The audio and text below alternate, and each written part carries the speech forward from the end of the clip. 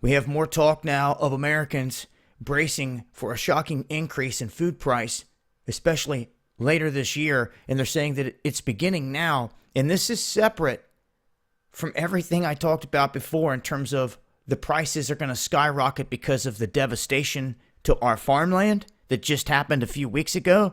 A lot of the area is still underwater. They haven't planted anything. Grain bins, wheat bins busted. One of the biggest agricultural disasters in our history. And yet no one's talking about it.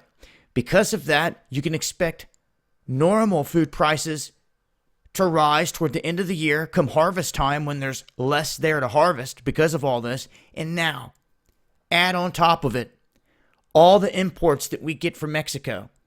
They're saying because of everything that's going down, that now avocados have gone through the roof.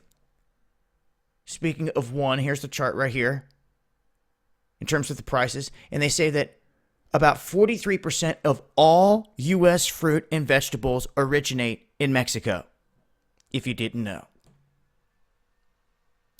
And it's not just avocados. They're saying that cucumbers, eggplants, bell peppers, squash, cherry tomatoes, watermelons, and most other fruit and vegetables imported from the tropics would be affected. They go on to state that the Mexican border is one of the most important crossings to the United States. In the last several decades, Mexico has become the top trading partner with the U.S. So beyond all the fiasco and all this talk of everything else going on with the border, they have been a top-tier trading partner, getting a lot of that produce into the country. So now these things are starting to skyrocket because why?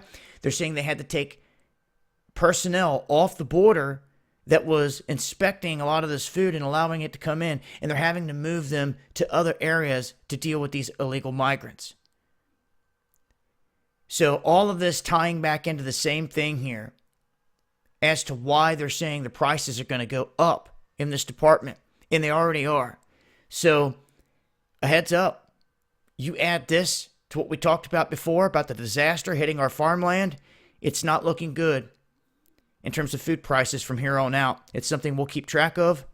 I'll continue to update as I get more info. I'll leave a link below. Make sure to follow me on Twitter for more. It's been Dabu7. Peace.